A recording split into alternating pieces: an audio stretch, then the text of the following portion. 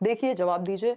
और अगर आप बच्चे को सेंटर में रखेंगे, फ्लेक्सिबिलिटी को दिमाग में रखें, कुछ वर्ड्स हैं जो आपके दिमाग में होने चाहिए, जैसे फ्लेक्सिबिलिटी यानी लचीलापन लाना है, बच्चे को सेंटर में रखना है, क्या करना है, मल्टीपल लैंग्वेजेस का प्रयोग करने देना है, चहुमुखी विकास, होलिस्टिक डेवलपमेंट की बात करनी है, तो आपका आंसर गलत आसानी से नहीं हो पाएगा। ठीक, ध्यान से पढ़ने हैं नॉट वाले क्वेश्चंस को। To ensure retention of students from socio economically disadvantaged groups, जो ईडब्ल्यूएस सेक्शन है, इकोनॉमिकली वीकर सेक्शन या सोशियो इकोनॉमिकली यानी किसी भी रूप से हाशिए पे हैं समाज में, किसी जाति की वजह से, किसी समूह की वजह से समाज ने महत्व नहीं दिया, या इकोनॉमिक रूप से कमजोर लोग हैं, उनके लिए national education policy proposes the curriculum and pedagogy should be, यानी जो पाठ्यचर्या और शिक्षा शास्त्र है, यानी जो पढ़ाने के तरीके हैं और जो कंटेंट है, जो करिकुलम है, जितनी भी एक्टिविटीज है, वो कैसी होनी चाहिए। एग्जाम्स के अराउंड हम रखें उनको, सेंटर्ड अराउंड एग्जाम्स यानी परीक्षाओं पे केंद्रित हो, बिल्कुल भी नहीं। सेंटर्ड अराउंड टेक्स्ट बुक्स पे, भाई बच्चे को सेंटर में रखना है, ना तो किताब, ना टीचर, ना टेक्स्ट बुक, ना कुछ और। एंगेजिंग एंड कॉन्टेक्चुअल, ये बात एकदम सही है, संलग्न और संदर्भित हो, यानी बच्चे के कॉन्टेक्स्ट से, उसके संदर्भ से, जिस समाज से, जिस दुनिया से वो आ रहा है, उस संदर्भ से हम एग्जाम्पल्स उठाएं, उसी तरह का करिकुलम बनाएं। आप एनसीईआरटीज उठा करके देखते हैं, आप ईवीएस की बुक उठा लीजिए फॉर एग्जांपल, ऐसी ऐसी स्टोरीज हैं जो बच्चे को उसके ही पर्यावरण के बारे में बता रही हैं, यानी ऐसे उदाहरण, ऐसे एग्जाम्पल्स, ऐसी चीजें उसमें दी हुई हैं कि बच्चा रियल लाइफ से जुड़ सके, कॉन्टेक्स्ट से जुड़ सके, वो वास्तविक जीवन से सीख सके। तो स्कूल की दुनिया और बाहर की दुनिया को इतना अलग नहीं कर देना कि बच्चा कनेक्ट ना कर पाए। तो एंगेजिंग, एक तो बच्चे का इन्वॉल्वमेंट हो, उसमें वो इंटरेस्ट ले पाए, एक्टिव रह पाए, सक्रिय हो, और कॉन्टेक्स्ट से यानी उसके जीवन से जुड़ी हुई हो।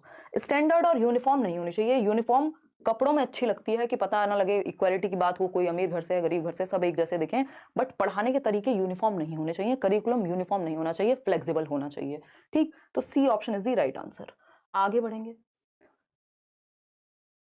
बाकी सारी बातें सेकेंडरी हैं, एग्जाम और सारी चीजें। पहले जरूरी है कि बच्चे के दिमाग में लर्निंग तो बैठे। देखिएगा, क्वेश्चन नंबर 2 देखिए और जवाब दीजिए पोल में। विच of the following statements is proposed in national education policy 2020, यानी राष्ट्रीय शिक्षा नीति 2020 में निम्न में से कौन सा कथन प्रस्तावित किया गया है। किस बारे में बात हुई? अभी हमने लैंग्वेज के बारे में चर्चा की थी कि कैसे कैसे जो है नेशनल एजुकेशन पॉलिसी फोकस करती है कुछ चीजों पे। देखिएगा, सी ऑप्शन कह रहे हैं 87% लोग। देखते हैं, राष्ट्रीय शिक्षा नीति 2020, पहला ऑप्शन है being educated in one's mother tongue is detrimental to educational technological advancements, यानी अगर आप मातृभाषा में शिक्षित करते हैं बच्चे को तो वो शैक्षिक और प्रौद्योगिक रूप से उन्नति नहीं कर पाएगा। ये बिल्कुल गलत बात है कि मातृभाषा आपको रोकती है कि आप टेक्नोलॉजी नहीं सीख पाएंगे, गलत बात है, खत्म हो गई। School should encourage children to learn and speak English as their first language. अभी तो बात हुई थी, हमने शुरुआत में बात की थी कि आप लैंग्वेज को इम्पोज नहीं कर सकते, बच्चे पे थोप नहीं सकते, जो भी उसकी मातृभाषा है वो प्रयोग करेगा। सी ऑप्शन है multilingualism has great cognitive benefits for young students. यही बात एनसीएफ कहता हुआ आया है, यही बात बाकी पॉलिसीज कह रही थी कि मल्टीलिंगुअलिज्म, बहुभाषिता, मल्टीपल लैंग्वेजेस, क्योंकि बच्चे ऐसे होंगे जो कई भाषाएं बोलेंगे। किसी के घर में गुजराती बोली जाती है, वो स्कूल में भी गुजराती प्रयोग करेगा क्योंकि उसको अभी दूसरी भाषा नहीं आई है।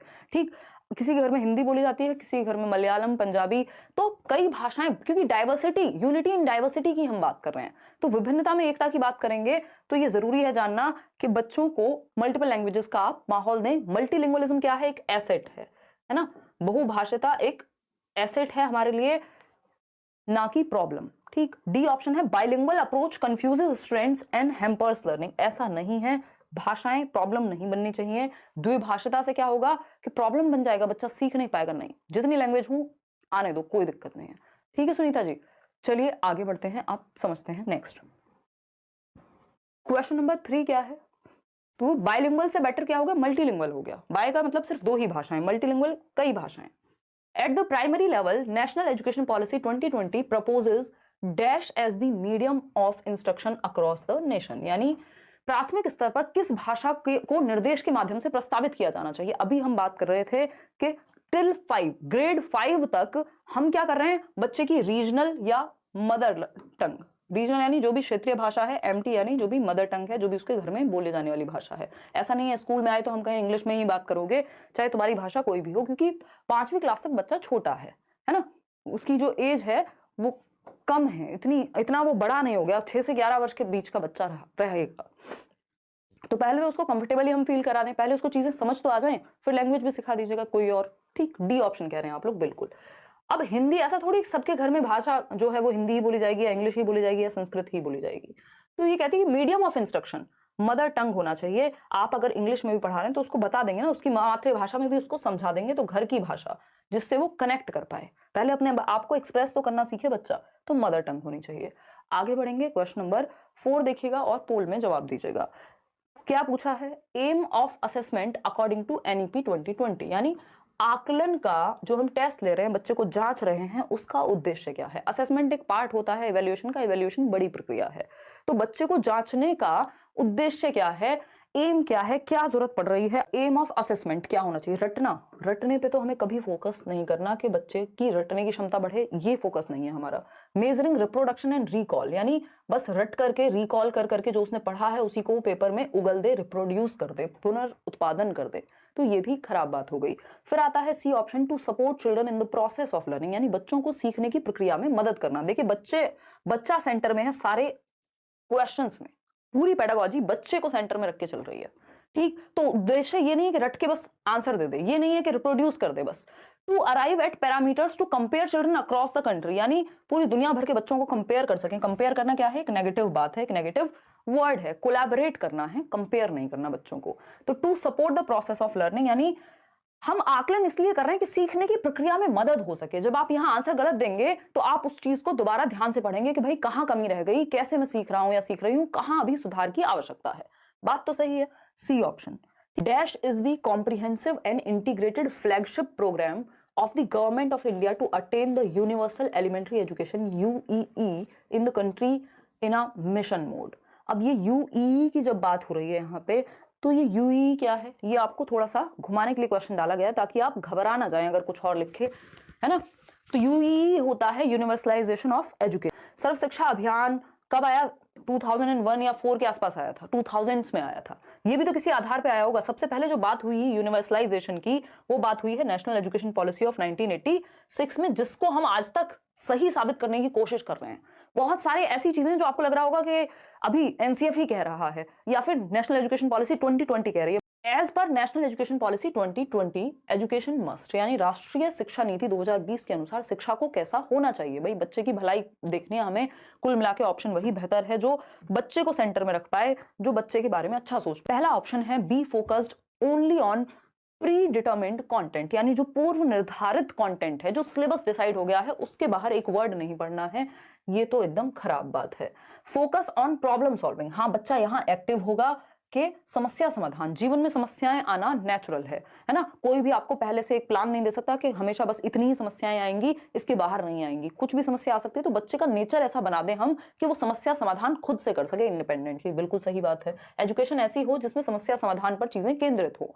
फिर आता है C option, develop critical thinking. ये तो हमने शुरुआत में ही पढ़ा है, 21st सेंचुरी स्किल्स का पार्ट है क्रिटिकल थिंकिंग। बच्चा सोच पाए, फैक्ट्स और ओपिनियन, अफवाहें जो हैं जिन पे हम इतनी जल्दी विश्वास कर लेते हैं, अगर क्रिटिकल थिंकिंग हमारे अंदर डेवलप्ड होगी, समालोचनात्मक चिंतन अगर हमारे अंदर स्कूल लेवल से ही आ जाएगा, तो हम चीजों को परखेंगे, जांचेंगे, समझेंगे, जानेंगे, तब जाकर के मानेंगे। ऐसा नहीं है जस्ट किसी ने कहा हाँ 2000 के नोट में जो है चिप होती है तो हमने मान लिया।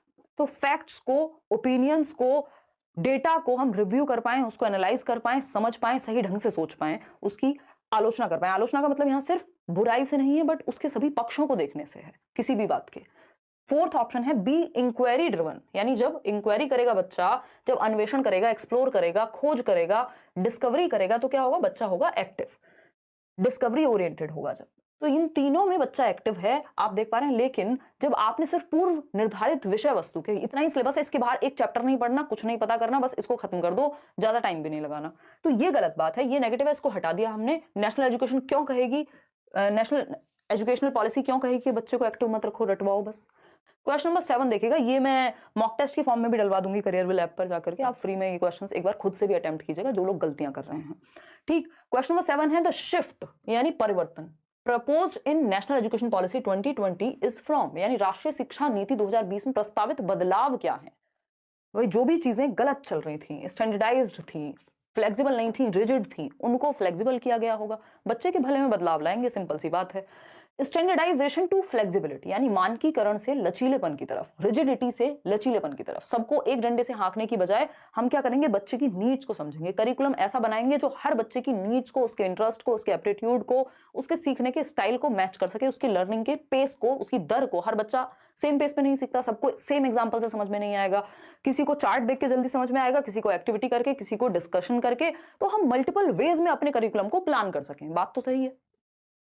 फॉर्मेटिव टू सबमेटिव यानी रचनात्मक से मूल्यांकन की हम किसकी तरफ ले जाएं, योगात्मक की तरफ। योगात्मक सबमेटिव असेसमेंट क्या होता है, हमने सीसीई में पढ़ा है, कॉन्टिन्यूअस एंड कॉम्प्रिहेंसिव इवैल्यूएशन में। क्या होता है, जिसमें पेपर पेंसिल टेस्ट की बात हो, half yearly exam, board exam, yearly exam, जिसमें हम जजमेंट पे फोकस करते हैं कि इतने परसेंट आए, इस पे फोकस है। ऐसे ही एग्जाम्स हमारे पूरे एजुकेशन सिस्टम में होते आए हैं, हम सब ने दिए हैं कि बोर्ड एग्जाम्स काउंट होंगे, चाहे आप उससे पहले, हो सकता है उस दिन आप ठीक से नहीं अपने आप को अभिव्यक्त कर पाए, आपकी मन स्थिति सही नहीं थी या कुछ और हुआ, लेकिन उसी बात पे आपको जज कर लिया गया। तो ये जजमेंट के लिए होते थे। वहीं रचनात्मक जो है वो पेन पेपर टेस्ट को हटा करके एक्टिविटी बेस्ड होगा, और ये बच्चे के फीडबैक के लिए लिया जाएगा, जबकि प्रतिपुष्टि के लिए, उसको फीडबैक देने के लिए कि इंप्रूव कैसे कराएं, लर्निंग में सुधार कैसे लाएं, इसलिए फॉर्मेटिव असेसमेंट होता है। जबकि सबमेटिव जो है वो जजमेंट के लिए है, कितने परसेंट आप लाए।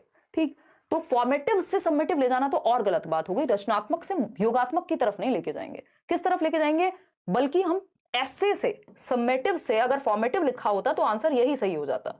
ठीक है, तो ये अपने जो नोट्स है उसमें शायद गलत टाइप हो गया है क्वेश्चन, तो उसको आप ठीक कर लीजिएगा। ठीक, conceptual understanding to learning for exams, मतलब कॉन्सेप्ट सिखाने से एग्जाम्स के रट्टे की तरफ ले जाएं, उल्टा लिख दिया। अगर ये ऑपोजिट लिखा होता कि एग्जाम्स से कॉन्सेप्ट की तरफ ले जाएं तो सही होता। Multi disciplinary to rigidity, multiple discipline, कई सारे विषयों को, कई सारे टॉपिक्स को एक साथ समझा करके, जोड़ के, कनेक्ट करके पढ़ाएं, उसकी बजाय इन्होंने कह दिया कि बहुविषयकता से कठोरता की तरफ। नहीं, उल्टा होना चाहिए, रिजिडिटी से फ्लेक्सिबिलिटी या मल्टी डिसिप्लिनरी अप्रोच की तरफ ले जाएं। तो ये सारे ही गलत हैं।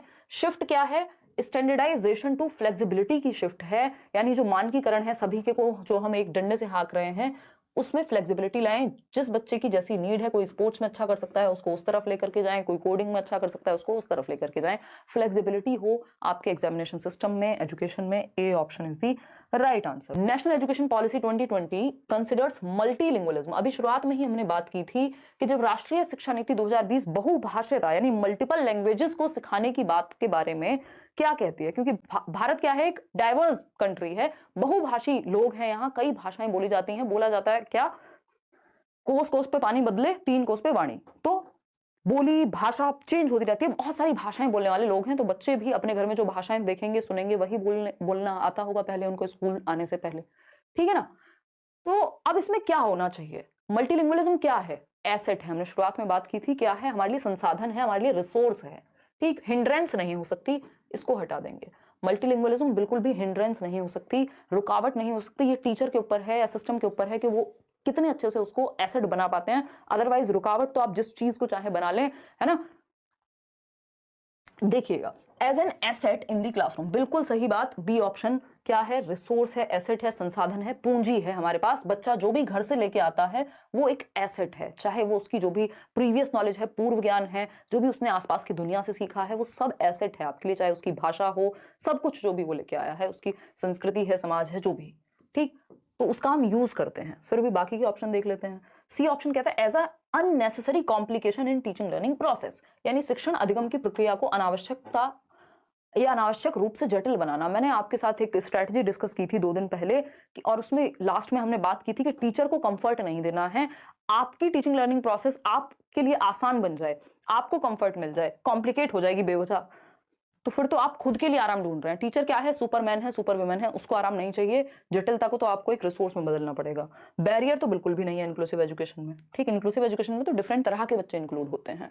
तो बी ऑप्शन 79% ही सही दे पा रहे हैं। इतने आसान क्वेश्चन में भी अगर आप लोग 90+% लोग सही नहीं करेंगे तो ऐसे कैसे चलेगा दीदी और भैयाओ। क्वेश्चन नंबर 9 देखिएगा, NEP 2020 propose for retention of students from socio economically disadvantaged groups, यानी वो ग्रुप जो किसी भी रूप से समाज में या आर्थिक रूप से वंचित है, चाहे वो पैसे की कमी है, चाहे वो फिर समाज ने उनको हाशिए में रखा है, उस तरह की रिस्पेक्ट या इंक्लूजन उनको नहीं मिल पाया जितना बाकी लोगों के पास प्रिविलेज है उनके पास नहीं है। तो ऐसे बच्चों के लिए NEP क्या कहेगी। बच्चे का भला सोचेंगे। रोट लर्निंग, रटना तो अपने आप में ही इतना नेगेटिव है, इसको देखते ही भाग जाएंगे जब तक नॉट ना लिखा हो ऊपर। Standardisation of curriculum and assessment, again ये स्टैंडर्डाइजेशन वर्ड ठीक नहीं है, फ्लेक्सिबिलिटी की जरूरत है, सबके लिए एक जैसा होना गलत है यहाँ पे। परफॉर्मेंस ओरिएंटेड टेस्टिंग, यानी कितने % परफॉर्म किया, ये भी गलत हो गया। रिलेटेबल एंड मीनिंगफुल करिकुलम, बच्चे के जीवन से जो जुड़े वो बेस्ट ऑप्शन। संदर्भित एवं अर्थपूर्ण पाठ्यचर्या, अभी इसी तरह का क्वेश्चन था, वो जो कॉन्सेप्ट और कॉन्टेक्स्ट की बात हो रही थी, बस भाषा चेंज की है, क्वेश्चन वही है, बात वही चल रही है, कान यहां से पकड़ लो वहां से पकड़ लो, लैंग्वेज चेंज होगी पेपर में और आपको घबराना नहीं है, ठीक। तो प्रदर्शन उन्मुखी नहीं चाहिए हमें, संदर्भित अर्थपूर्ण पाठ्यचर्या चाहिए। प्रदर्शन में हम क्या कहेंगे, भैया 99% लाओ, अच्छा ये भी कम है, अब 102% लाना अगली बार, ठीक। तो डी ऑप्शन यहाँ सही है कि बच्चे के लिए रिलेटेबल हो। रिलेटेबल क्या होगा, जो उसके कॉन्टेक्स्ट से, जो उसके जीवन से, जो उसकी लाइफ से जुड़ा हुआ हो, वही चीज उसके लिए रिलेटेबल होगी, वही चीज का उसके जीवन में कोई अर्थ होगा, मीनिंगफुल होगी वो चीज, अदरवाइज तो रट्टा मारना हो जाएगा। लर्निंग के 2 प्रकार हैं मेजरली, एक है रटना, रोट लर्निंग, दूसरी है मीनिंगफुल लर्निंग। तो रट के नहीं सीखना है, रटन तो विद्या चलंत नहीं, क्या करेंगे हम, करके सीखेंगे, लर्निंग बाय डूइंग, या अर्थपूर्ण बच्चे के जीवन से जोड़ना है आपको लर्निंग को। तो D option is the right answer. ये कहीं ना कहीं अगर आप देखें, आपने चाइल्ड सेंटर्ड एजुकेशन अगर अच्छे से पढ़ा है, जिसमें हम डिफरेंशिएटेड मेथड्स की बात कर रहे हैं, बच्चे को एक्टिव रखने की बात कर रहे हैं, ग्रुप लर्निंग, सोशल लर्निंग की बात कर रहे हैं, सारे क्वेश्चंस आपके ज्यादातर वहीं से सॉल्व हो जाएंगे। सही कह रहे हैं। देखिएगा क्वेश्चन नंबर 11 देखिए, ये इस तरह के डैश वाले क्वेश्चंस, 4 ऑप्शन में से 2 चूज करने वाले ऑप्शन, स्टेटमेंट वाले ऑप्शन, इनमें आप घबरा जाते हैं। National education policy 2020 proposes that dash should be encouraged to promote dash, यानी किस चीज को बढ़ावा दें, किस चीज को एनकरेज करें, क्या प्रमोट करने के लिए, यानी 2020 की नीति के अनुसार डैश का प्रयोग को प्रोत्साहित करने के लिए करना चाहिए। किसका प्रयोग, किसको प्रोत्साहित करने के लिए, रोट मेमोराइजेशन का प्रयोग रिकॉल को प्रोत्साहित करने के लिए, बिल्कुल भी नहीं, दोनों ही नेगेटिव हैं। रोट मेमोराइजेशन का प्रयोग क्रिटिकल थिंकिंग के लिए, बिल्कुल भी नहीं। एक्सपीरियंशियल लर्निंग यानी अनुभवात्मक जो अधिगम है, जो उसके जीवन से जुड़ी हुई लर्निंग है, उसका प्रयोग क्रिटिकल थिंकिंग के लिए, जो वो आसपास एक्सपीरियंस कर रहा है बच्चा अपने जीवन में, उन चीजों पे आप चर्चा कर रहे हैं और वहां से समालोचनात्मक चिंतन आ रहा है कि बेटा तुमने ये जो बात मान ली है, क्या ये सही है, इस पे आपने सोचा कभी। तो ये बात सही है कि जो एक्सपीरियंशियल लर्निंग है, उसकी एक्सपीरियंस से क्रिटिकल थिंकिंग को आप जगा रहे हैं बच्चे के अंदर, डिस्कशन करा के, एक्टिविटी करा के। एक्सपीरियंशियल से रिकॉल नहीं लाएंगे, रिकॉल बिल्कुल भी पॉजिटिव नहीं है, ये रटने वाली बात हो गई है। तो बच्चा सबसे ज्यादा एक्टिव सी ऑप्शन में है, ना कि ऊपर के किसी भी ऑप्शन में।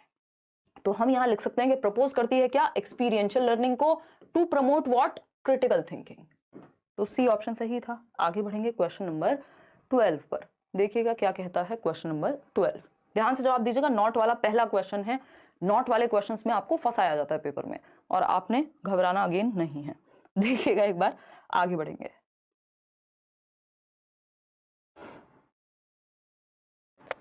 ठीक है इतनी बात, या कोई दिक्कत है, बताइए बताइए। हमें अभी भी कोई मेल कर रहा है ताजा ताजा कि योगात्मक से रचनात्मक होगा, है अभी अभी बताया। लोग वीडियो नहीं देखते हैं, लाइव नहीं देखते हो आप लोग, सिर्फ नोट्स पढ़ रहे हो, ठीक। देखिएगा उसको तो करेक्ट करा देंगे। एक क्वेश्चन है, सी ऑप्शन कह रहे हैं 47% लोग, यानी which of the following has not been promoted by NEP 2020, यानी किस चीज को एनईपी के द्वारा प्रमोट नहीं किया गया in the context of education of students with disabilities. वो बच्चे जो दिव्यांग हैं, डिसेबल्ड हैं, किसी भी समस्या से गुजर रहे हैं, उनके लिए कौन सी एक बात प्रमोट नहीं की गई है ना। क्या लिखा हुआ है, दिव्यांग छात्रों की शिक्षा के संदर्भ में निम्नलिखित में से किस प्रावधान को राष्ट्रीय शिक्षा नीति 2020 द्वारा बढ़ावा नहीं दिया गया। देखो आपको सिंपल तरीका है, ध्यान रखना है कि जो बच्चे के राइट्स हैं, उन राइट्स का हनन ना हो, जो भी डिसेबल्ड बच्चा है। और उसके लिए हमारे पास एक सेपरेट एक्ट है, जिसकी बात आरटीई भी कह रहा है, जिसकी बात हम आज नेशनल एजुकेशन पॉलिसी में भी कर रहे हैं। क्या है, आरपीडब्ल्यूडी एक्ट, यानी right of persons with disabilities. R for rights, P for persons, W for with disabilities, ठीक। ये कब आया, 2016 में, ठीक। तो बच्चे के राइट्स तो वहां पे इंक्लूडेड हैं, तो किन चीजों को आप नहीं करेंगे। और हमें पता है एक चीज कि हम इंक्लूसिव एजुकेशन को प्रमोट करते हैं, समावेशी शिक्षा, यानी हर बच्चा सेम क्लासरूम के अंदर रेगुलर स्कूल में सीख सके, ये उसका अधिकार है, इक्विटी का और इक्वालिटी का ध्यान रखते हुए। कौन सी बात नहीं कही होगी जो बच्चे के भले में नहीं होगी। एप्रोप्रिएट इंफ्रास्ट्रक्चर, भाई ये तो होना चाहिए। आप स्लोप्स बनाइए स्कूल में, आप रैंप्स बनाइए। अगर आपके पास रैंप या स्लोप्स नहीं भी हैं तो उस केस में आप उन बच्चों को जिनको चलने फिरने में दिक्कत है, लोकोमोटर डिसेबिलिटी है, कोई व्हील चेयर पे आता है, कोई और बैसाखी लेकर के आता है, तो उसके लिए आप फर्स्ट या ग्राउंड फ्लोर पे रखिए उस बच्चे की क्लासरूम, है ना। तो इंफ्रास्ट्रक्चर में यानी सिस्टम में चेंजेस होने चाहिए, ना कि बच्चे में। ये बात इंक्लूसिव एजुकेशन प्रमोट करती आ रही है, और इंक्लूसिव एजुकेशन हर बच्चे का ध्यान रखती है, तो डिसेबल्ड बच्चे का भी ध्यान रखा जाएगा। 1-on-1 टीचर एंड ट्यूटर्स, अगर जरूरत पड़े तो आप बच्चे पे स्पेसिफिक भी ध्यान दे सकते हैं, बिल्कुल ठीक बात है। कंपलसरी स्पेशल एजुकेशन, यानी स्पेशल एजुकेशन को कंपलसरी कर दीजिए। देखिए, जब हम बात कर रहे हैं इंक्लूसिव एजुकेशन की, समावेशी शिक्षा की, तो हम कह रहे हैं रेगुलर स्कूल में, एक नॉर्मल स्कूल में हर एक तरह का बच्चा, चाहे वो स्पेशल बच्चा है, चाहे वो एवरेज बच्चा है, यानी वो बच्चा जिसको कोई समस्या एज सच नहीं है, और वो बच्चा जो गिफ्टेड है, वो बच्चा जिसको चलने फिरने, सोचने समझने किसी भी चीज में दिक्कत है, हर तरह का बच्चा। इंक्लूसिव का मतलब ही क्या है? एजुकेशन फॉर ऑल, सभी के लिए शिक्षा एक ही छत के नीचे, है ना। क्योंकि अगर आप बच्चे को, स्पेशल स्कूल्स का मतलब क्या है? ब्लाइंड बच्चा है उसको ब्लाइंड स्कूल भेज दीजिए, कोई और बच्चा है जिसको बोलने में और सुनने में दिक्कत है उसको उस तरह के स्कूल भेज दीजिए। ये गड़बड़ है मामला। स्पेशल स्कूल्स में नहीं पढ़ाना हमें, हमें कहां पढ़ाना है? रेगुलर स्कूल सिस्टम में। ये इंक्लूसिव एजुकेशन भी कह रही है, ये आरपीडब्ल्यूडी एक्ट भी कहेगा कि हम एक्सेस फ्री करें, सारी जगहें हर बच्चा जा सके। तो अनिवार्य विशेष शिक्षा तो एकदम गलत बात हो जाएगी। इसका मतलब तो ये हो गया, जो बच्चा डिसेबल्ड है उसको स्पेशल स्कूल भेजो। स्पेशल एजुकेशन का तो यही मतलब है, ठीक। तो स्पेशल नहीं, इंक्लूसिव एजुकेशन को प्रमोट करते हैं आज की डेट में हम। सूटेबल टेक्नोलॉजिकल इंटरवेंशंस, यानी अगर जरूरत पड़े तो टेक्नोलॉजी का प्रयोग करें। मान लीजिए किसी हियरिंग डिसेबल्ड बच्चा है या उसको ऑडिटरी प्रॉब्लम है सुनने में, तो उसके लिए मशीन का प्रयोग करें, कानों की सुनने वाली मशीन। तो ये तो अच्छी बात है, टेक्नोलॉजी का हम प्रयोग कर रहे हैं। ब्रेल लिपि के लिए आप कोई सॉफ्टवेयर का प्रयोग कर सकते हैं। सारी बातें पॉजिटिव हैं, एक ही बात गलत है, और जो गलत है वही सही है, क्योंकि पूछा ही गलत है, ठीक है ना। तो C option is the right answer over here, कि ये बात बिल्कुल भी नेशनल एजुकेशन पॉलिसी नहीं कहेगी डिसेबल्ड बच्चों के कॉन्टेक्स्ट में कि स्पेशल एजुकेशन को कंपलसरी कर दो, तो फिर तो इंक्लूसिव एजुकेशन का कोई मतलब ही नहीं बचेगा। क्वेश्चन नंबर 13 देखिएगा एक बार, क्वेश्चन नंबर 13 देखिएगा, फिर जाकर के हम आगे की बात करने वाले हैं। ये एक सेशन अगर आप एनईपी को लेके कर लेते हैं तो आपके बहुत तरह के क्वेश्चंस गलत नहीं होंगे। नेशनल एजुकेशन पॉलिसी 2020 है, वो क्या प्रपोज करती है, क्या प्रस्तावित करती है? पहला ऑप्शन है reduction in content of school curriculum. ये बात हमने शुरुआत में भी की थी कि बस्ता बच्चे से भारी नहीं होना चाहिए, तो हम इंपॉर्टेंट जो चीजें कंटेंट में रिडक्शन लाएं, इतना ज्यादा कंटेंट ना बढ़ा दें। ये बात करिकुलम की हुई थी शुरुआत में। Increased flexibility of school curriculum, flexible तो चाहिए हमें स्कूल करिकुलम, ये भी पॉजिटिव, ये भी पॉजिटिव, बिल्कुल सही बात है, ये भी एकदम सही बात कह रहा है, बच्चे की भले की बात हो रही है। सी ऑप्शन है एम्फेसिस ऑन रोट लर्निंग। एक बात बताइए, क्या दुनिया की कोई भी पॉलिसी ये कही कि रट्टे को बढ़ावा दो, वो भी आज 21वीं शताब्दी में? बिल्कुल भी नहीं। तो हमें पता है कि रटंत अधिगम को महत्व देना, ये बात बिल्कुल भी नहीं प्रस्तावित करेगी नेशनल एजुकेशन पॉलिसी हो, एनसीएफ हो, आरटीई हो, कोई भी हो, ठीक। तो ये तो बात ही गलत है। आप भूल जाइए नेशनल एजुकेशन पॉलिसी का क्वेश्चन है, आपको सिंपल पता है कि बच्चे की भले की बात कौन सी नहीं हो रही, ये तो बिल्कुल नहीं है। फोर्थ ऑप्शन है एम्फेसिस ऑन क्रिटिकल थिंकिंग। भाई चिल्ला चिल्ला के बात हो रही है, 21वीं शताब्दी के कौशल जिसमें क्रिटिकल थिंकिंग सबसे इंपॉर्टेंट है। मैंने नोट्स में भी आपको डिटेल में दिया हुआ है, नोट्स आप फ्री डाउनलोड कर लीजिए अगर नहीं किए अभी तक, टेलीग्राम चैनल से लिखा हुआ है कि क्रिटिकल थिंकिंग को बढ़ावा देना है। तो ये भी सही, सेकंड आपका सही, थर्ड गलत है सिर्फ, फोर्थ भी सही है, बच्चे की भले की बात हो रही है, तो जहां पे थर्ड ऑप्शन था उसको हटा दो। फर्स्ट सेकंड और फोर्थ, फर्स्ट सेकंड और फोर्थ, यहां पे ये तो फर्स्ट ही हो गया, फर्स्ट सेकंड और फोर्थ है C option. 360 degree multi dimensional report card, यानी जिसमें बच्चा स्वयं को, बच्चे के दोस्त, बच्चे को और टीचर्स सब आकलन करके एक रिपोर्ट कार्ड बनेगा, जिसमें बच्चे के दिमाग, दिल और फिजिकल एक्टिविटीज हर चीज को शामिल किया जाएगा। बात तो सही है या नहीं? वो कह रहा है नोट्स प्रिंट हो रहे हैं, पीडीएफ का इमेज में चेंज करना है बस। पूजा मैं अभी नए वाला एक फाइल दे दूंगी आपको नोट्स की, वो प्रिंट भी हो जाएगी और उसमें प्रॉपर सारे टॉपिक्स की आपको एक कंटेंट लिस्ट भी मिल जाएगी शुरुआत में, जिसको जो टॉपिक पढ़ना हो डायरेक्ट उस पेज पे जाके आप पढ़ सकते हैं। देखिएगा डी ऑप्शन 89% लोग कह रहे हैं, यानी होलिस्टिक जो 360 degree multi dimensional report card है वो समेटिव असेसमेंट पे फोकस करेगा, प्रपोज करेगा, बिल्कुल भी नहीं। एसए से ज्यादा एफए पे फोकस करना है, याद रखिएगा। योगात्मक की जगह रचनात्मक आकलन, जहां पे बच्चा रचना करे, जहां पे बच्चा क्रिएटिव हो, जहां पे बच्चे को फीडबैक मिले। समेटिव तो जजमेंट के लिए है। असेसमेंट ऑफ रोट मेमोराइजेशन, यानी यंत्रवत याद करने के कौशल का आकलन करना। यंत्रवत पे तो हम फोकस ही नहीं कर रहे, रट्टे पे फोकस ही नहीं कर रहे, क्यों हमें आकलन करना है रटने का?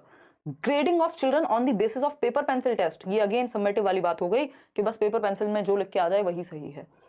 इंक्लूजन ऑफ, देखिए इंक्लूसिव एजुकेशन हमें पता है बहुत पॉजिटिव बात है, of self assessment and peer assessment, यही बात हमने अभी जो मैंने आपको वो एक पिक्चर भी दिखाई थी, याद कीजिए, स्व आकलन और समूह आकलन का समावेश करना है, तभी उसको 360 डिग्री कह रहे हैं। अगेन आप लिख लीजिएगा 360 डिग्री या होलिस्टिक रिपोर्ट कार्ड की जब हम बात कर रहे हैं, यानी बच्चे के सभी पक्षों को, यानी बच्चे का सेल्फ असेसमेंट, वो अपने बारे में क्या सोचता है, उसने मान लीजिए कोई एक आंसर लिखा, उसने खुद से खुद को कितने नंबर दिए, ठीक, स्व आकलन।